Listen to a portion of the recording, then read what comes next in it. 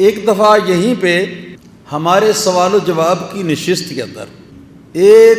غیر مقلد وہابی صاحب آ گئے تھے کتابوں کا بیگ بھرے ہوئے، اور انہوں نے آ کے تو یہ کہا کہ میں آپ سے مناظرہ کرنے کے لیے آیا ہوں۔ میں نے اس کی شکل دیکھی، صورت دیکھی، دھیان کیا اس کے سر سے پاؤں تک، اس کے جسم پر، کتابوں پر، میں بڑا حیران ہوا۔ ایک یونیورسٹی کا طالب علم تھا، نوعمر لڑکا، اور اتنی جرأت، اور ساتھ میں بیگ بھی کتابوں کا اٹھایا ہوا ہے۔ میں نے جو سوال شروع کیا ہوا تھا جس کا جواب، تو وہ میں نے مکمل کیا، اور اس کے بعد سوال و جواب کی نشست میں نے ختم کر دی، اور میں نے کہا کہ ہاں بھائی اب آپ سے بات کرتے ہیں، تو بتائیے آپ کون ہیں، تعارف کیا ہے آپ کا؟ خیر اس نے کوئی نام بتایا، مجھے تو اب یاد نہیں رہا، تو کہنے لگا کہ میں نماز کے اندر جو رفع یدین کرتے ہیں نا، وہ بھی رکوع کے وقت اور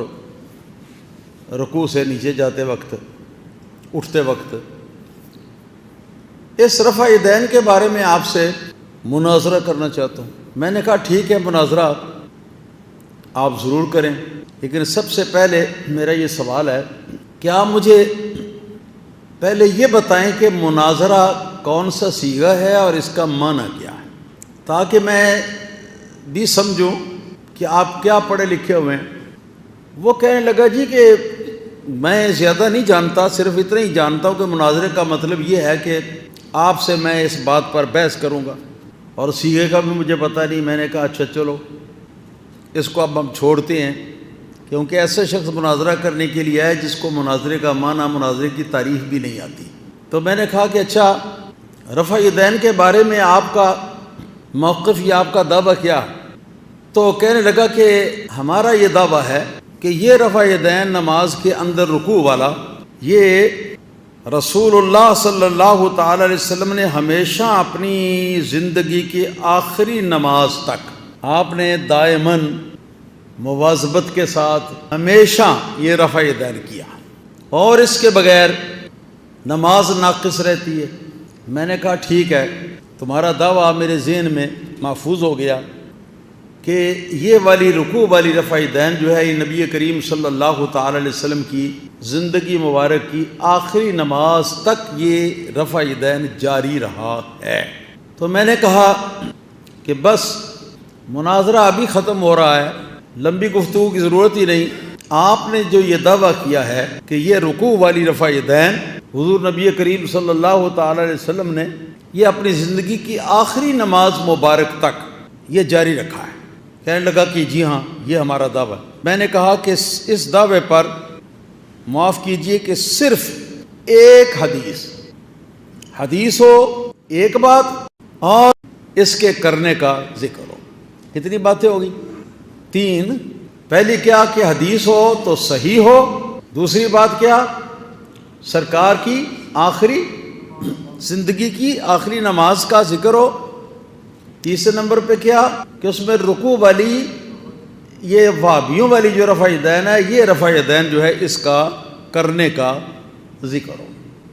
بس اس طرح کی صرف ایک حدیث جو ہے نا وہ کافی ہے ہمارے لیے۔ تم اہل حدیث کہلاتے ہوگے، ہم اہل حدیث نہیں کہلاتے، ہم بحمدہ تعالی اہل سنت ہیں، تو ہمارے لیے صرف ایک صحیح حدیث جو ہے نا وہ بھی کافی ہوگی۔ ہم ایک سے زیادہ کا مطالبہ نہیں کرتے، صرف ایک جس میں ان 3 باتوں کا ذکر ہو۔ اب وہ کبھی ادھر دیکھے، کبھی ادھر دیکھے، کبھی ادھر دیکھے، کبھی اپنے بیگ کی طرف دیکھے، کبھی اپنی کتابوں کو دیکھے، کوئی سمجھ نہ آئے کہ اس طرح کی حدیث وہ کہاں سے لا کے دکھائے، ہے ہی نہیں پورے دنیا کے ذخیرہ حدیث کے اندر، وہ کہاں سے دکھاتا؟ خیر کہنے لگا کہ نہیں، اس طرح کی حدیث تو میں نہیں دکھاؤں گا، نہیں دکھا سکتا، لیکن آپ میری تھوڑی سی گفتگو تو سنا نا، میں اس میں ثبوت دیتا ہوں کہ آخری نماز تک نبی کریم صلی اللہ تعالی علیہ وسلم یہ رفع یدین کرتے تھے رکوع والی۔ میں نے کہا اچھا آپ کے دل میں حسرت نہ رہے، آپ دکھا لیں۔ تو اس نے صحیح بخاری کی وہ حدیث نکالی جس میں حضرت عبداللہ بن عمر رضی اللہ تعالیٰ عنہ فرماتے ہیں ان رسول اللہ صلی اللہ تعالی علیہ وآلہ وسلم کان یرفع یدیہ، کانا وہی کانا جو یہاں آیا، حین یفتتح الصلاۃ واذا رکع واذا رفع رأسہ من الرکوع۔ میں نے کہا اچھا ترجمہ کرو اس کا، کہنے لگا اس کا ترجمہ یہ ہے رسول اللہ صلی اللہ علیہ وسلم جس وقت نماز کا آغاز فرماتے، تکبیر تحریمہ کے ساتھ شروع کرتے نماز کو، اس وقت بھی، اور پھر اس کے بعد جس وقت سرکار رکوع کرتے، اور پھر اس وقت جب آپ رکوع سے سر کو اٹھاتے، ان تینوں مواقع پہ سرکار دو عالم صلی اللہ تعالی علیہ وسلم رفع یدین کرتے تھے۔ وہی کانا عربی میں اردو میں کرتے تھے۔ تو وہ کہنے لگا کہ یہ کانا جو ہے نا، یہ استمرار اور دوام کے لیے آتا ہے، ہمیشگی کے لیے آتا ہے، یعنی جس فعل سے پہلے یہ کانا آ جائے اس کا مطلب یہ ہوتا ہے کہ ہمیشہ ساری زندگی تک یہ کام آپ کرتے رہے۔ میں نے کہا کہ یہی وہ دھوکہ ہے جو تمہارے مولویوں نے تمہیں دیا، حالانکہ ایسا نہیں ہے۔ میں نے کہا کہ میں ایک دو حدیثیں پڑھتا ہوں، مجھے مطلب بتاؤ اس کا۔ یہ واقعہ ایک دفعہ ہوا ہے کہ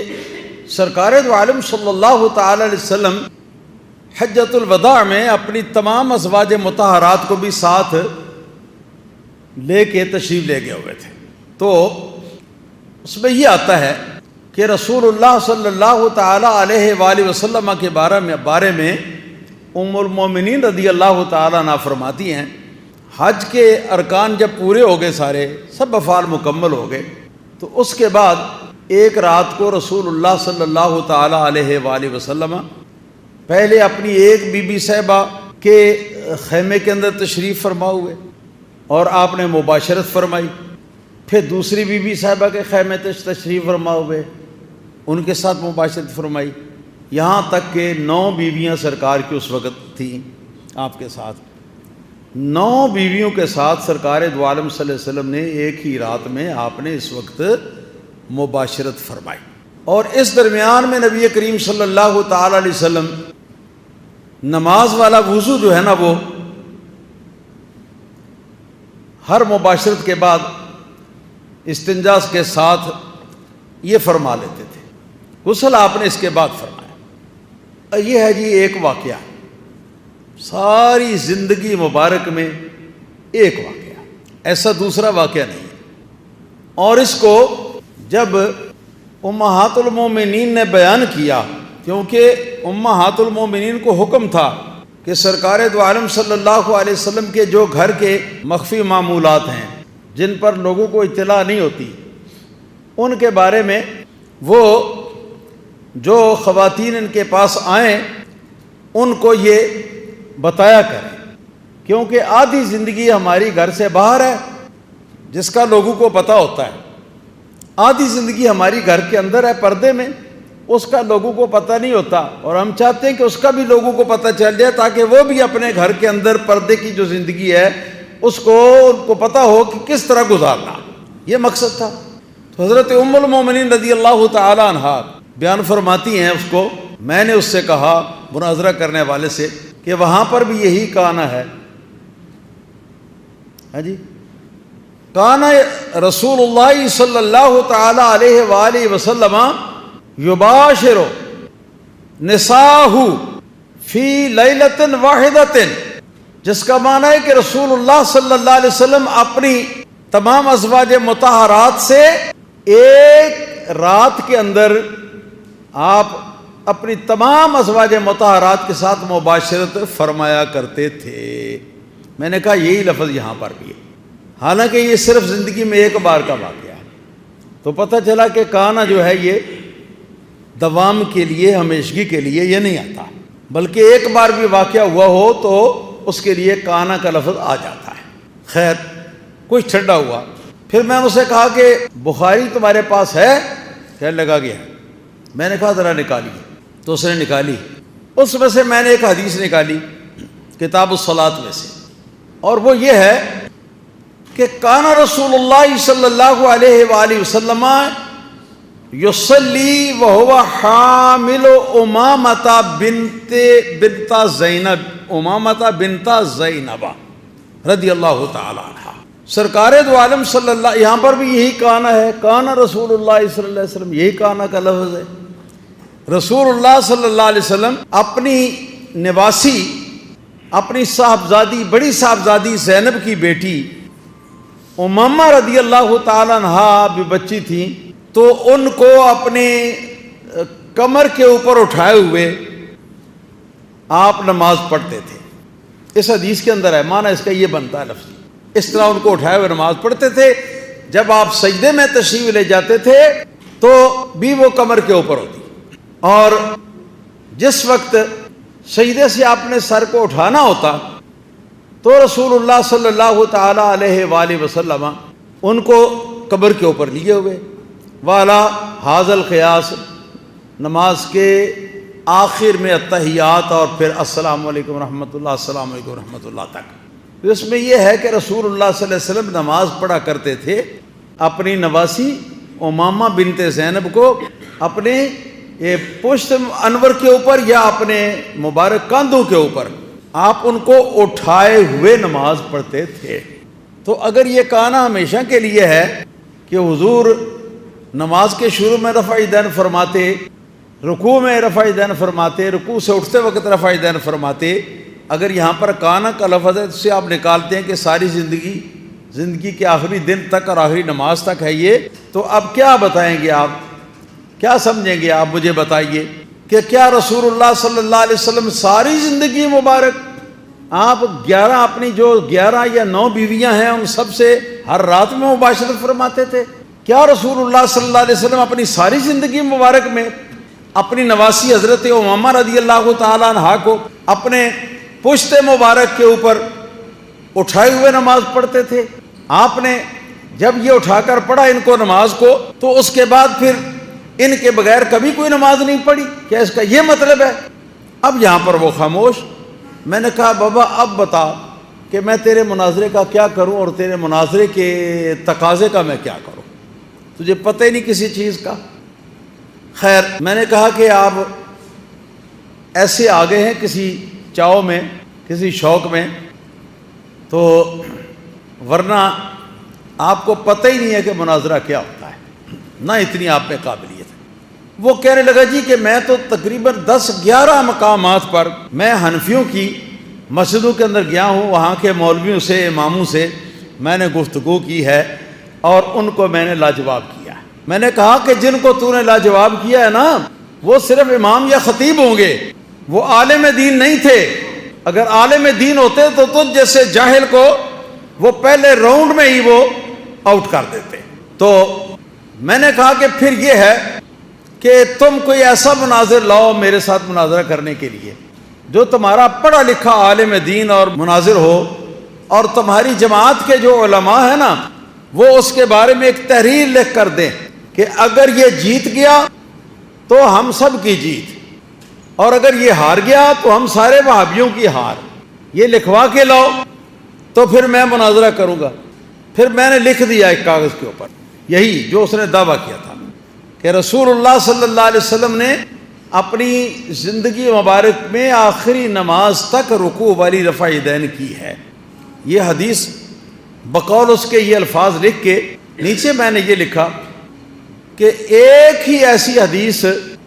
دکھا دیں، نمبر 1 جو صحیح ہو، نمبر 2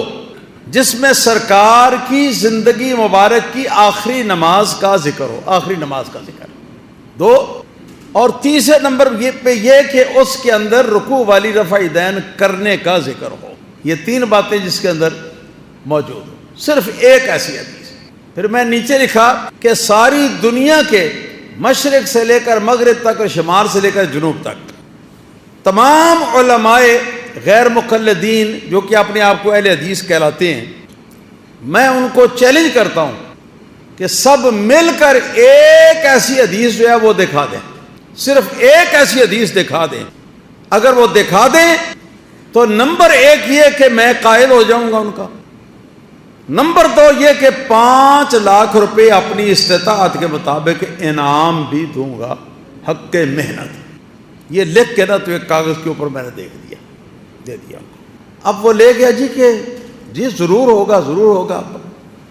مگر اس کے بعد واپس وہ مڑ کے نہیں آیا، کبھی بھی نہیں۔